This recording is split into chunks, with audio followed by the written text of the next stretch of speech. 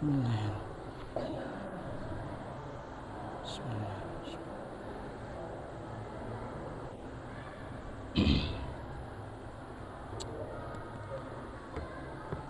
Assalamualaikum warahmatullahi wabarakatuh. Alhamdulillahi rabbil alamin.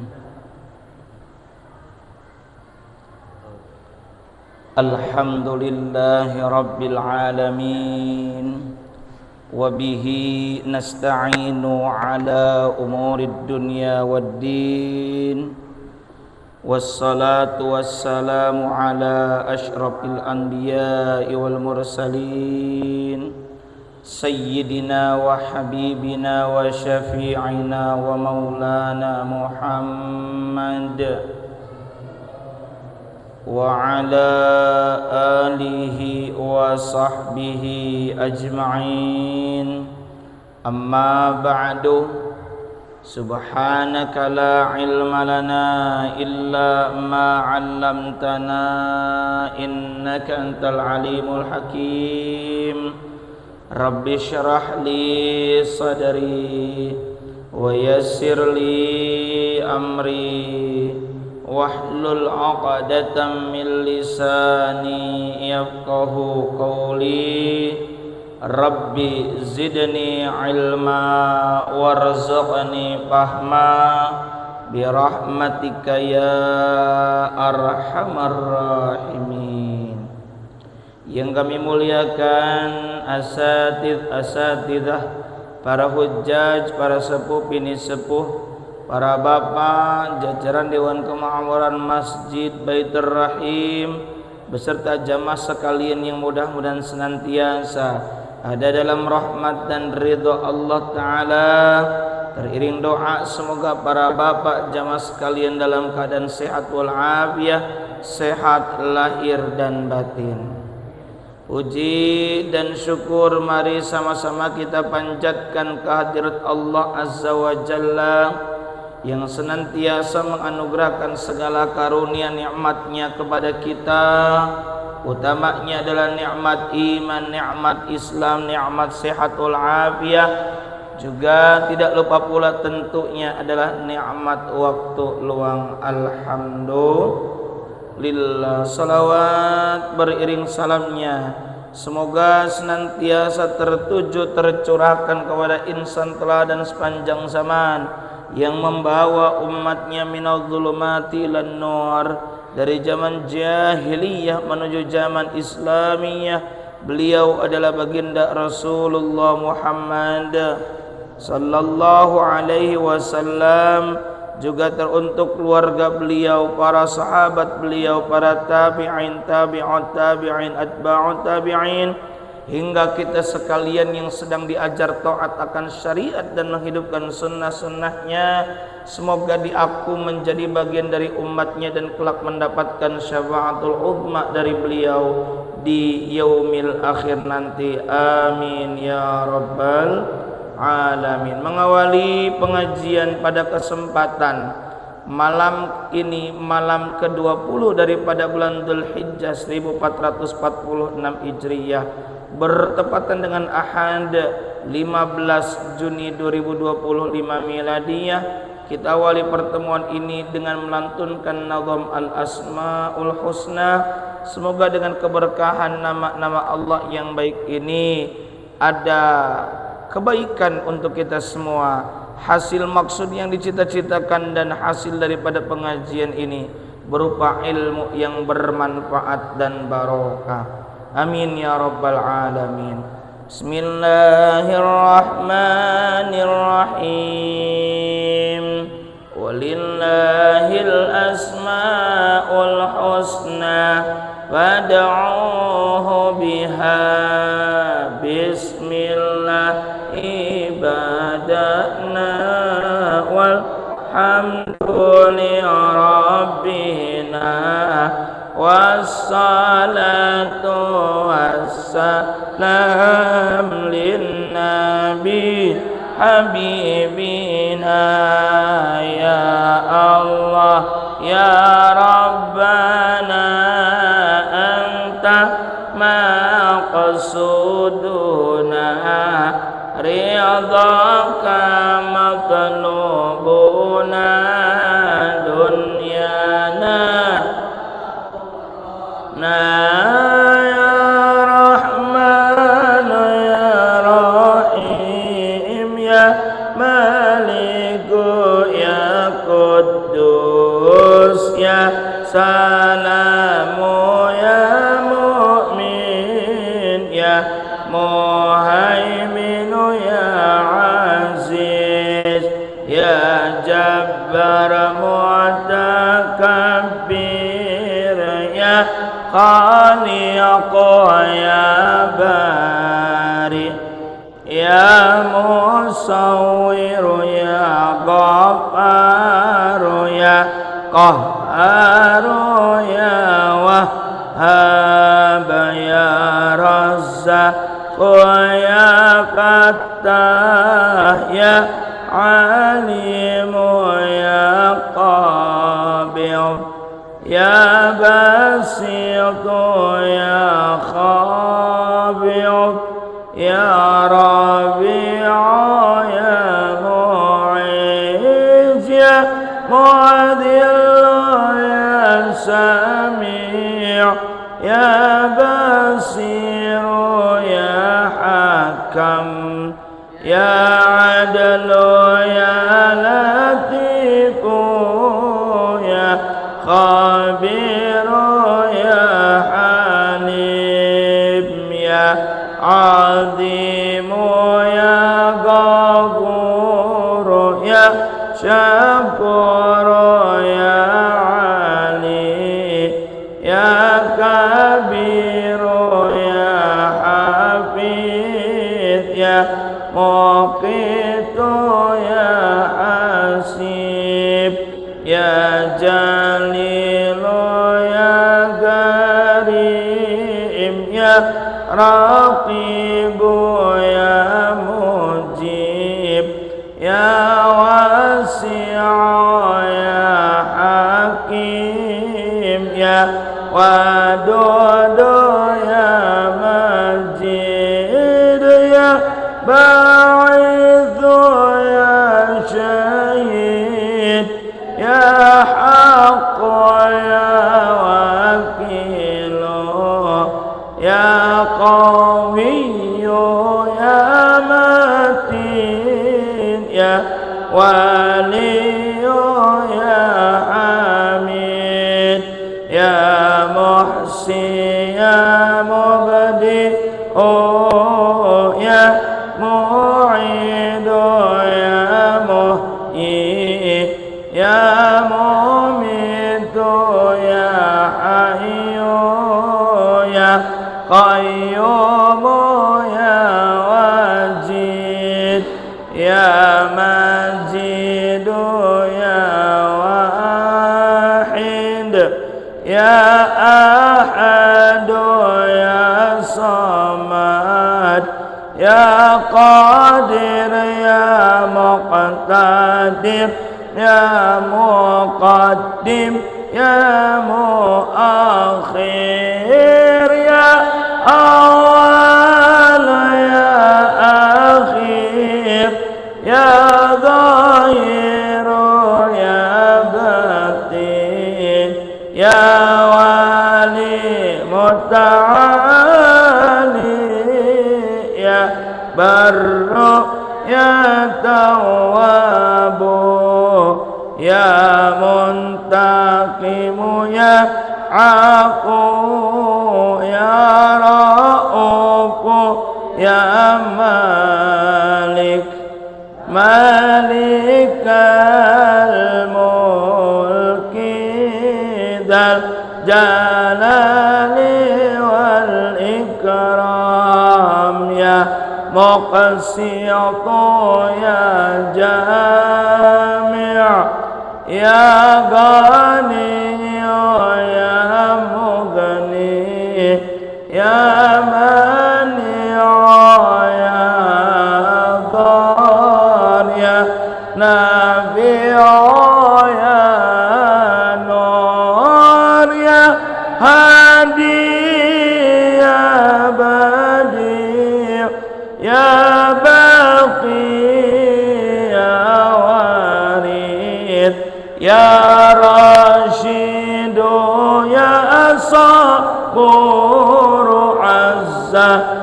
jalla dzikruhu bi asma'ikal husna ighfir lana dzunubana wa liwalidina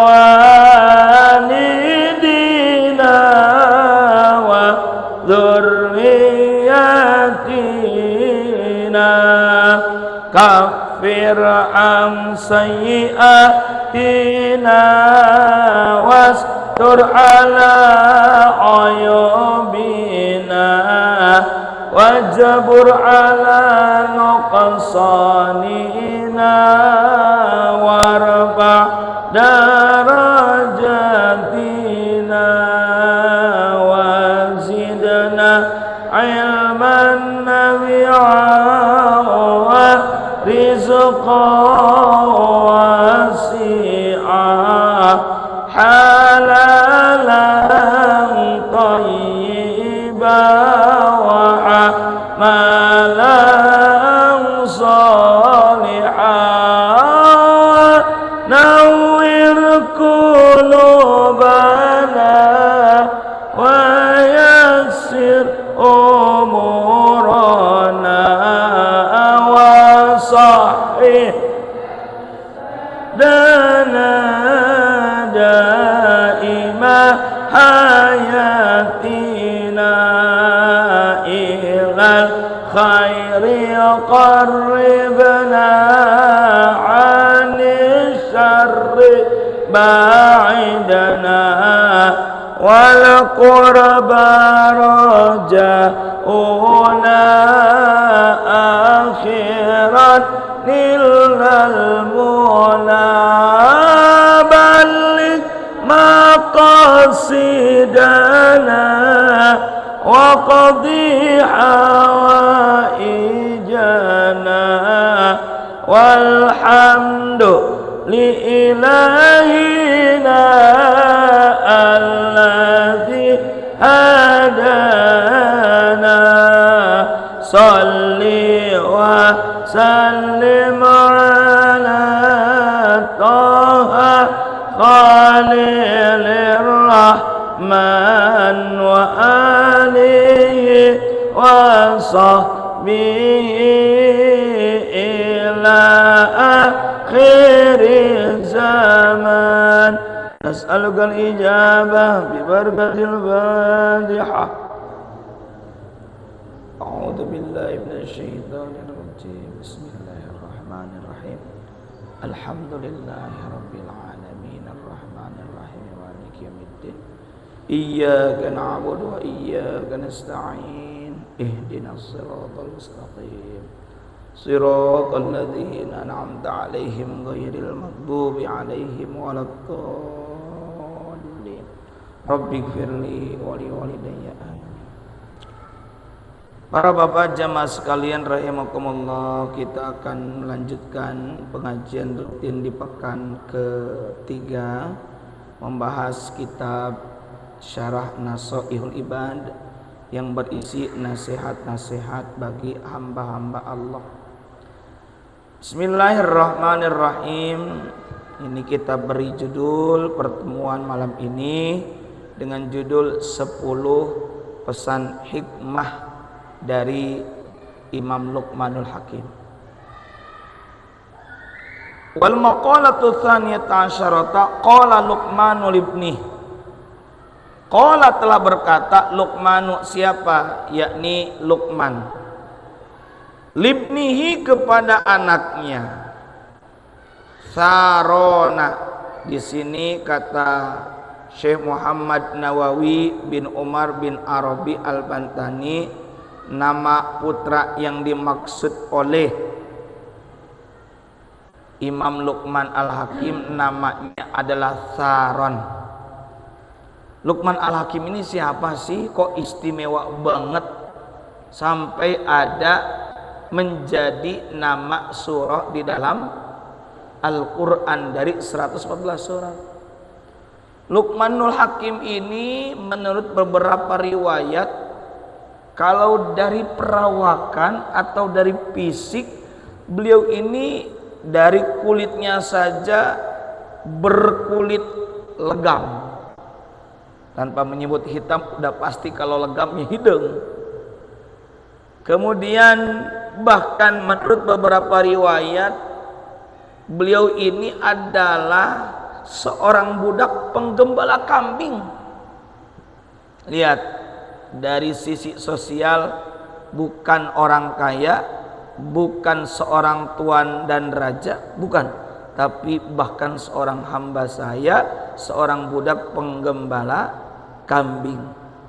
Dan beliau ini masyhur, tersohor karena nilai-nilai kebijaksanaannya, sehingga beliau dikenal dengan Luqman Al-Hakim, Al-Hakim yang memiliki hikmah, maksudnya memiliki pesan-pesan yang penuh kebijaksanaan. Bahkan ini Luqman Al-Hakim hidup sekitar di masa kenabian Nabi Daud alaihissalatu wassalam. Nabi Daud itu ayah dari Nabi Sulaiman. Nabi Daud ini, Pak, saat mengetahui informasi tentang sosok Luqmanul Hakim, beliau Nabi Daud alaihissalatu wassalam langsung mengutus ajudannya untuk apa? Untuk menebus dan memerdekakan itu Luqman Al-Hakim yang saat itu statusnya sebagai seorang hamba saya, ya, merdekakan. Dan Nabi Daud juga kemudian menunjuk ini Luqman Al-Hakim, menurut satu riwayat menjadi qadhi, menjadi seorang hakim di wilayah kekuasaannya. Angkat dia jadi seorang hakim, seorang qadhi. Nah, catatannya begini, sekalipun ini Luqmanul Hakim bukan seorang rasul, tapi namanya istimewa. Di dalam Al-Quran ada beberapa nama menjadi judul surah. Bahkan orang itu bukan seorang nabi, bukan seorang rasul. Siapa saja diantaranya? Luqman Al-Hakim, Imran, dan siapa? Maryam. Ini bukan orang sembarangan. Maryam wanita salihah. Imran nggak disebutkan siapa profil Imrannya, tapi dari Imran lahirlah putri yang salihah. Maka biarkan kalau kita kaum pria, bapak-bapak, tidak dianggap, toh ada seorang tokoh yang disebut namanya tapi berjasa dalam keluarga. Siapa? Luqmanul Hakim.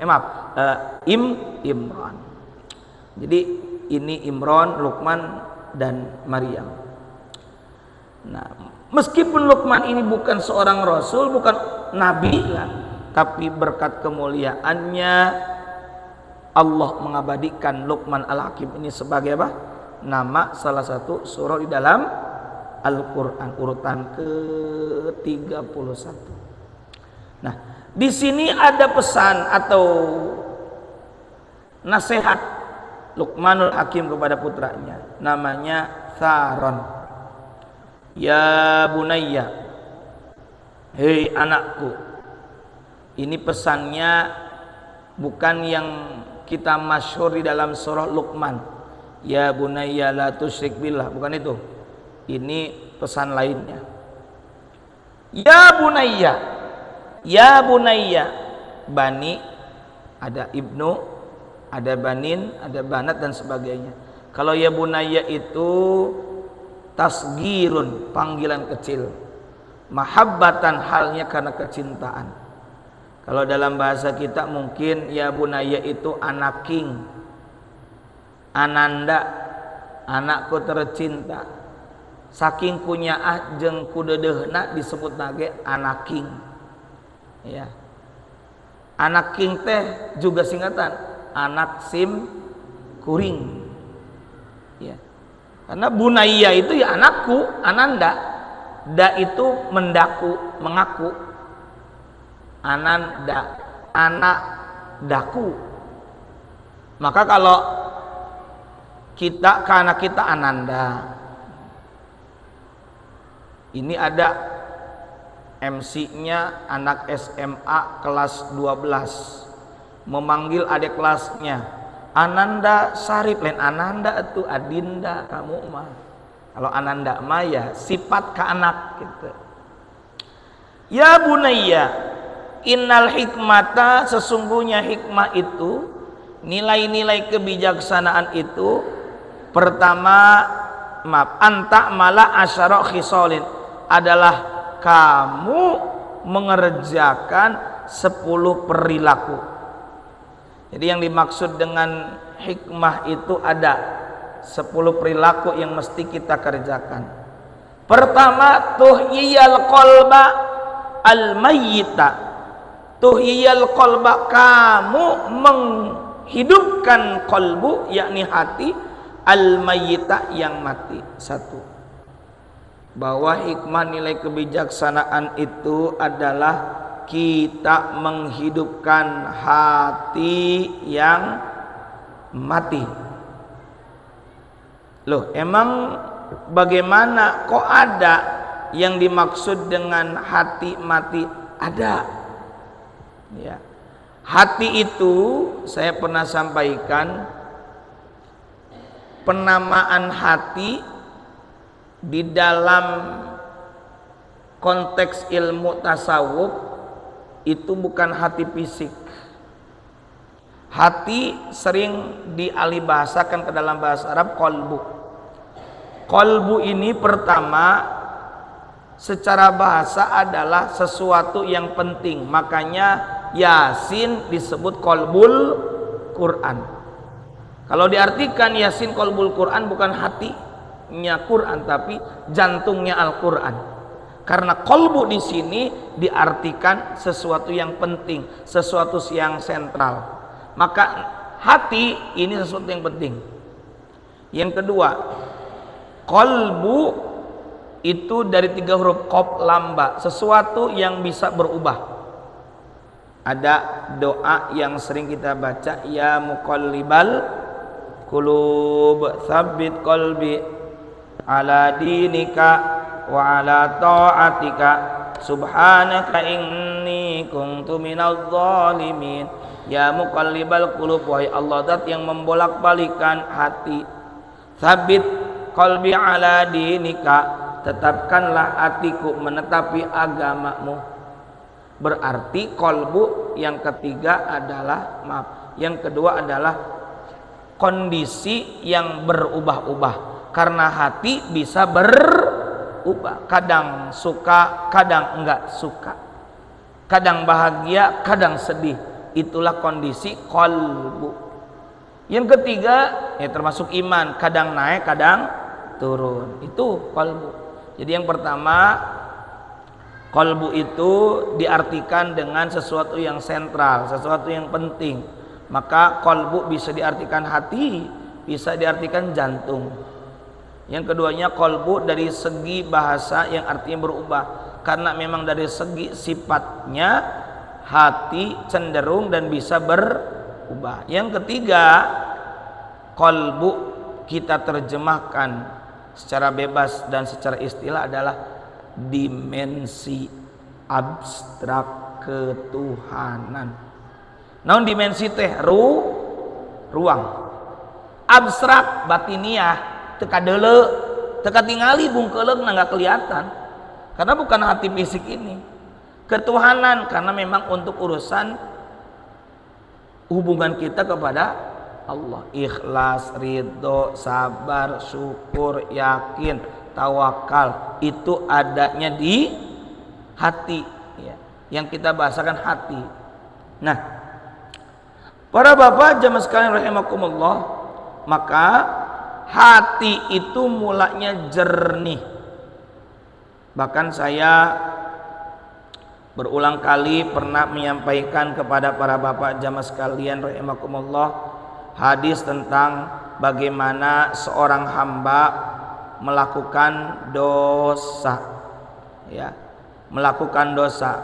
Mulanya hamba itu adalah bersih hatinya ya. Ketika kita lahir dalam keadaan bersih, Dalilnya mana? Kullu mauludin yuladu alal fitrah.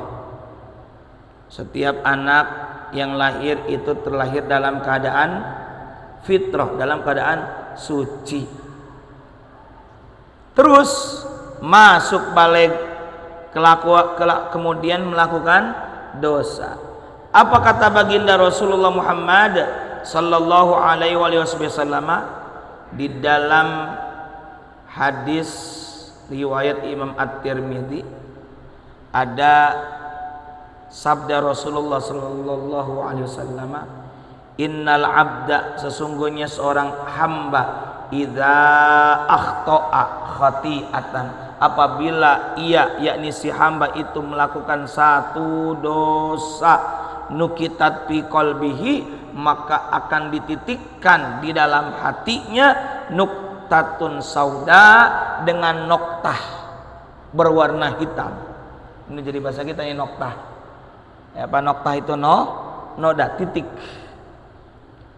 Fa idza huwa naza'a wastaghfara wa taba, maka apabila ia, si hamba yang tadi berlaku dosa itu, naza'a, berhenti, wastaghfara, mohon ampun, wa taba, dan kemudian bertaubat, sukila qalbuhu, maka apa? Akan bersih, akan dihapus itu noda, akan bersih lagi hatinya. Ilustrasi cermin jernih, bisa menerima pantulan cahaya. Ketika kita titikkan satu noda, kemudian dihapus, bersih lagi. Tapi kalau noda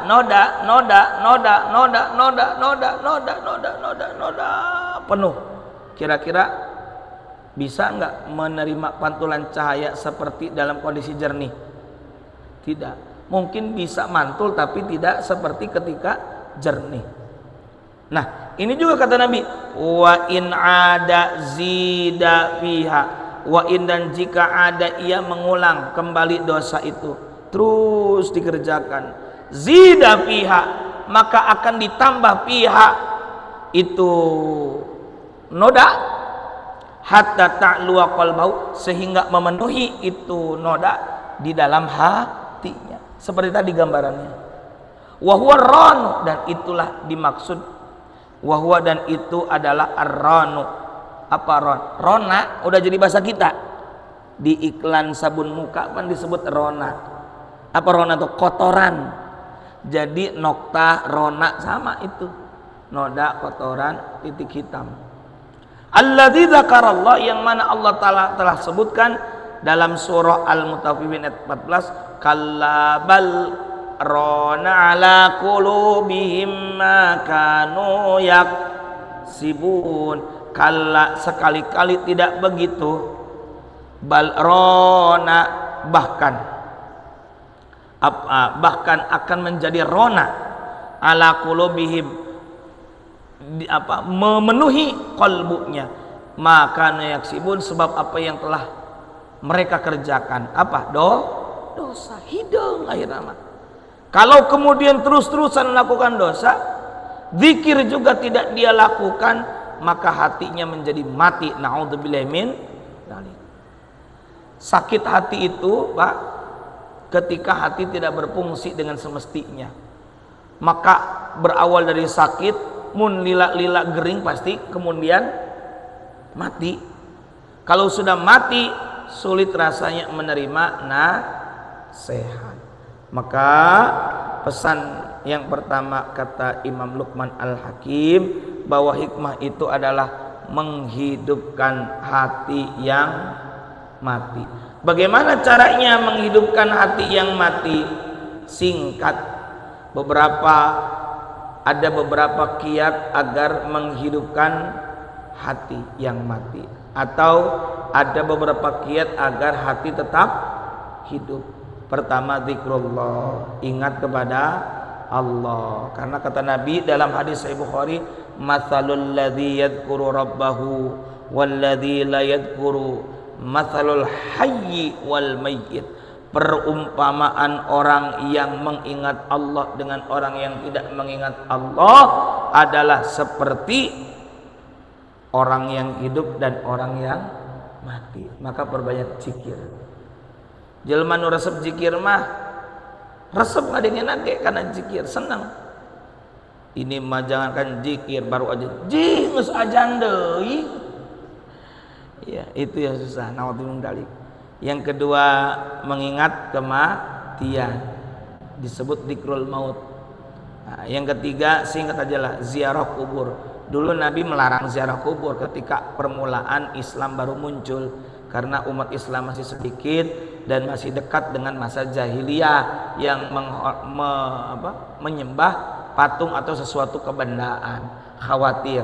Tapi karena sudah banyak umat Islamnya, sudah kuat keislamannya, maka kata Nabi fazuruha, ziarah, dan itu bisa mengingatkan terhadap kematian. Kenapa mengingatkan kematian? Hati keretek dalam orang takziah. Takziah melihat orang meninggal, mendoakan orang yang meninggal, itu membuat hati menjadi tentram karena di situ juga ingat Allah Ta'ala. Aduh, orang teh bakal baik gitu.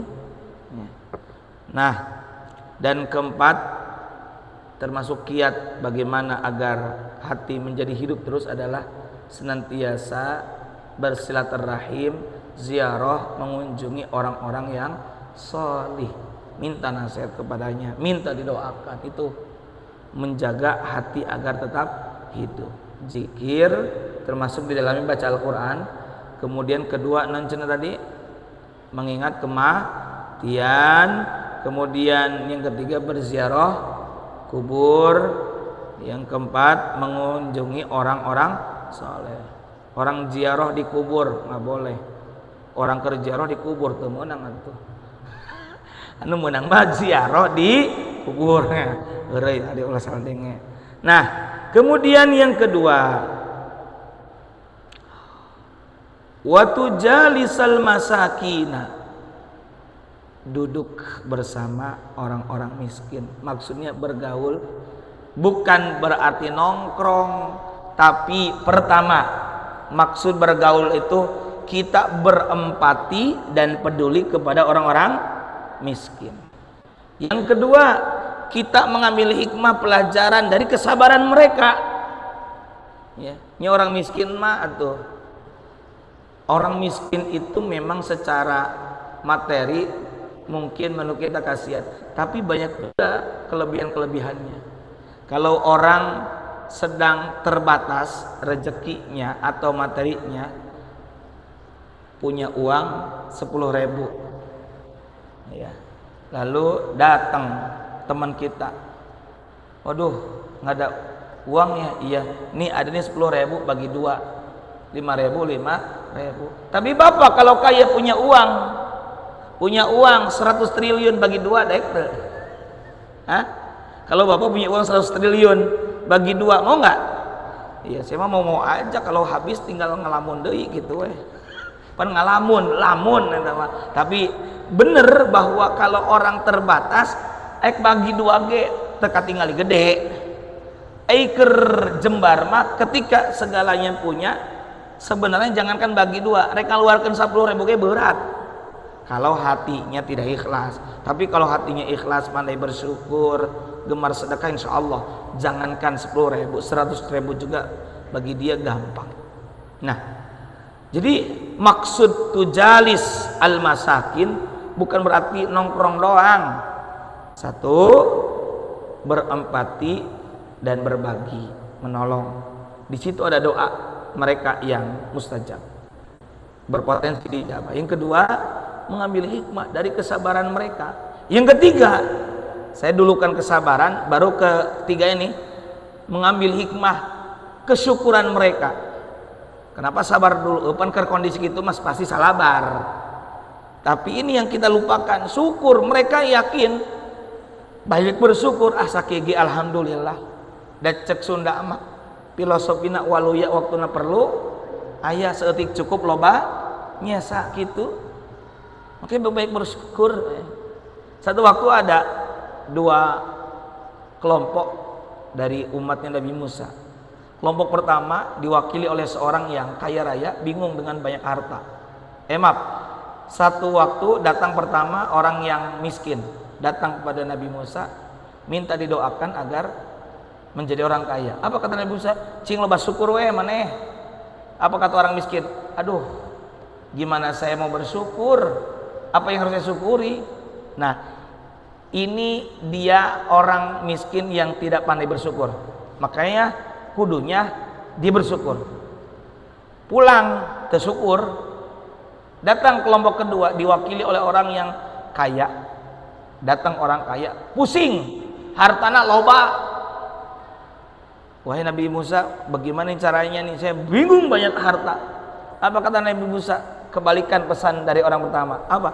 Jangan bersyukur kalau begitu. Waduh, nggak bisa. Bagaimana saya ini nggak bersyukur? Tiap detik, tiap saat datang terus rezeki dari Allah. Masa iya nggak saya nggak bersyukur? Ah, nggak bisa, nggak bener nih pesannya. Kira-kira gitulah. Padahal maksud Nabi Musa kalau nggak bersyukur kan berkurang hartanya, kan begitu. Akhirnya yang miskin makin miskin karena tidak mau bersyukur. Yang kaya makin kaya karena mau tetap bersyukur. Ya kuduna kita tuh ambil hikmah tuh dari orang miskin 3 hal ini minimal. Ya. Jadi apa tadi berempati, 2 kesabarannya, 3 syukurannya. Wa tusyarrifal wadi'a yang ketiga. Yang ketiga watattaqiya tajtaniba. Pesan hikmah ketiganya yang harus dikerjakan adalah tattaqiya tajtaniba, takut yakni menjauhi majalisal muluki. Tattaqiya majalisal muluki, takut duduk bergaul dengan penguasa-penguasa yang dikhawatirkan memengaruhi keikhlasan kita, memengaruhi perilaku kita. Ya kalau kita kebetulan tugasnya di pemerintahan, ya silakan dengan tujuan memberikan maslahat, membawa kebaikan, bukan kemudian kita menjilat, bukan kemudian kita ini menghilangkan keikhlasan, bukan kita yang ikut dengan mereka, tapi mereka yang ikut kepada kita mengikuti kebaikan.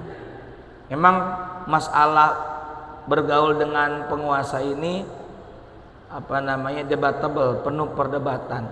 Tapi pada intinya selama kita bertujuan memberikan kemaslahatan, bukan kemudian kita menjadi madarat, boleh kita bergaul. Tapi sebaik-baiknya ulama itu yang didatangi oleh umar, oleh penguasa, bukan datang sekedar silaturahim dan mengingatkan, memberi nasihat, itu tidak masalah. Tapi kalau kemudian dipengaruhi untuk melakukan sesuatu yang tidak diridhoi, itu yang tidak benar. Jadi apa yang saya sampaikan ini jangan dipahami saklek tidak boleh bergaul di lingkungan pemerintahan kekuasaan, tidak. Lihat konteks atau situasinya. Wa tusyarrifal wadi'a, yang keempat memuliakan orang al-wadi'a.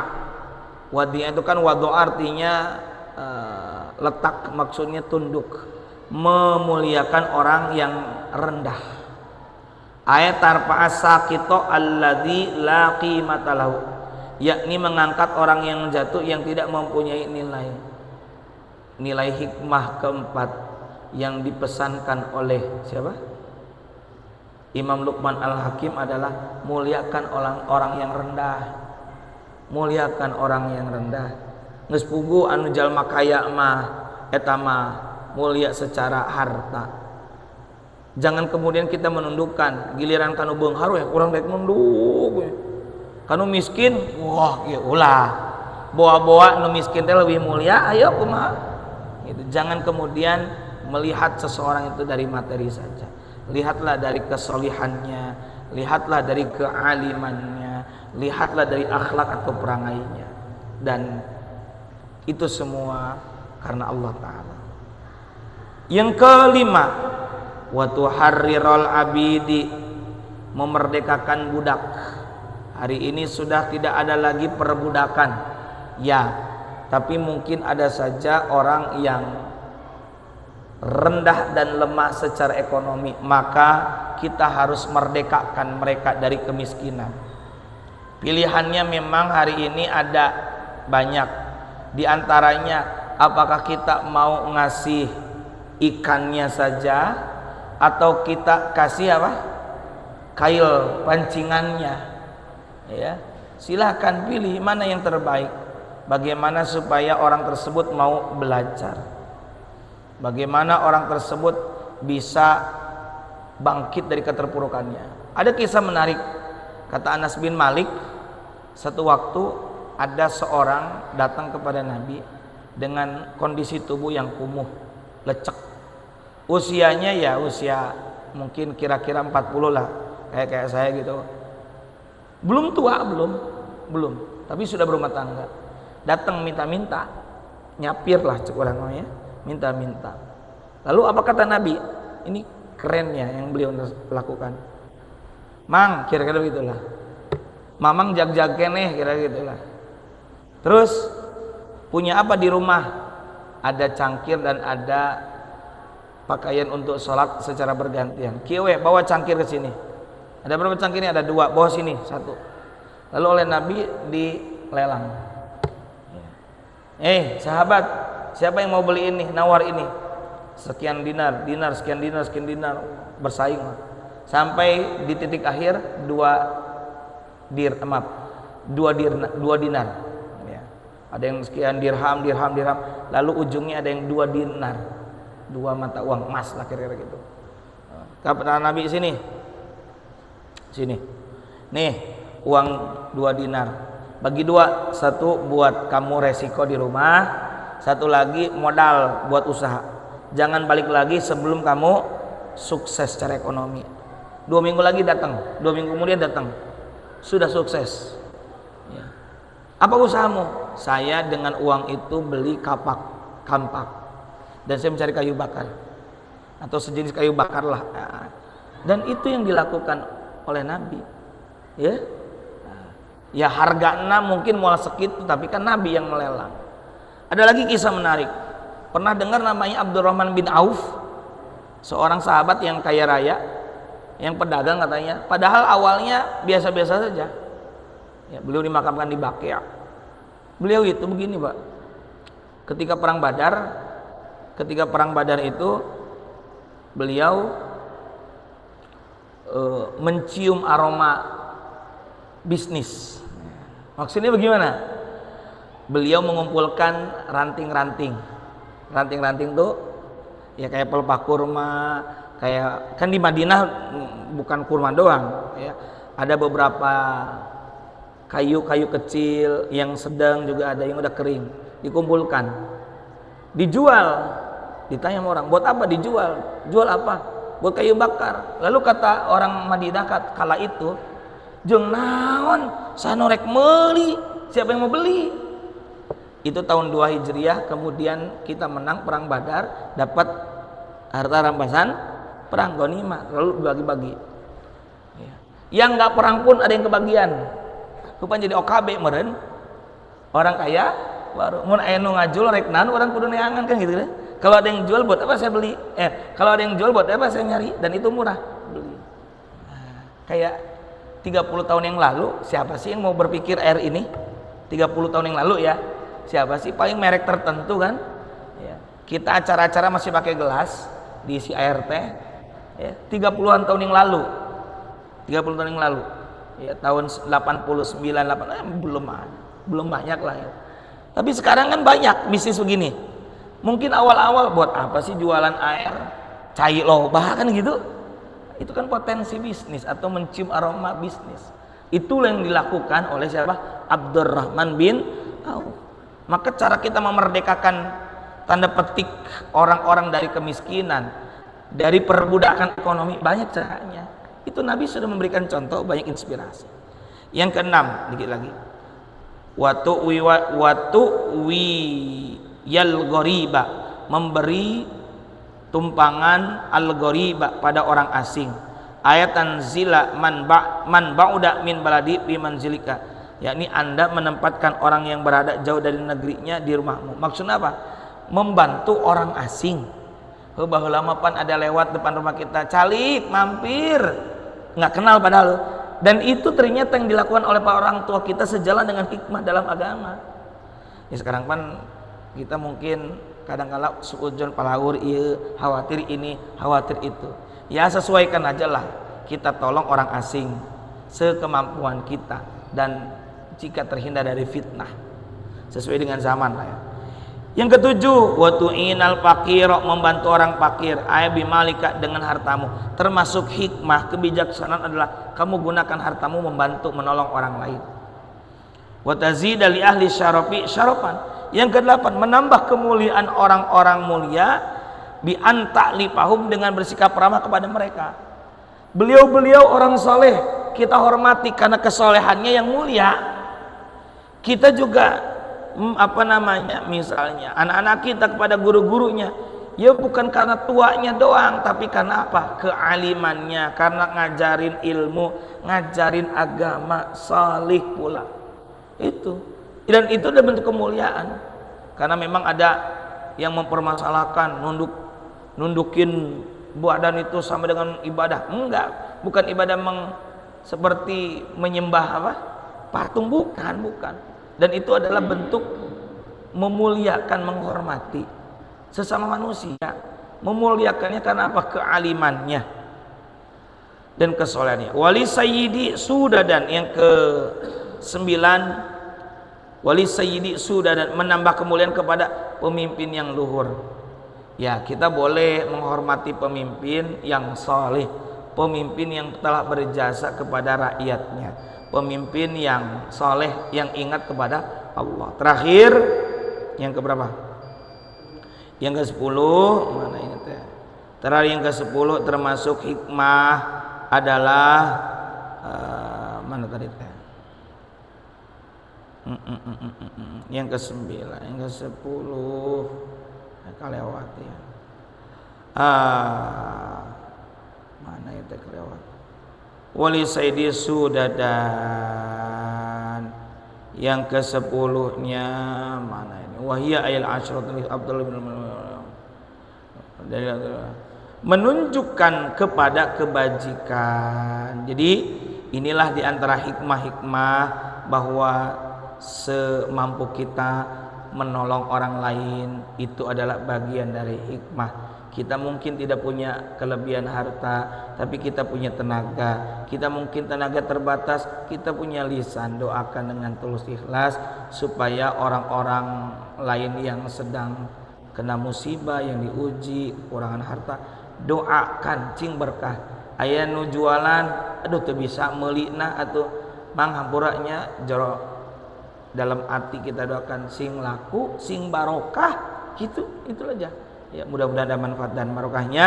Rabbana anfa'na bima 'allamtana, rabbi 'allimna alladzi yanfa'una, rabbi faqihna faqihna qarabat ila nabi dinina ma'alil qadri wa dzakar wa subhanallahu wa ni'mal wakil wa la haula wa la quwwata illa billahil aliyyil azim. Wa sallallahu ala sayyidina Muhammad wa ala alihi wasallam. Subhana rabbika rabbil izzati amma yasifun wa salamun alal mursalin walhamdulillahi rabbil alamin. Subhanakallahumma bihamdika asyhadu an la ilaha illa anta astaghfiruka wa atubu ilaik. Wallahu muwaffiq ila aqwamit thariq. Assalamualaikum warahmatullahi wabarakatuh.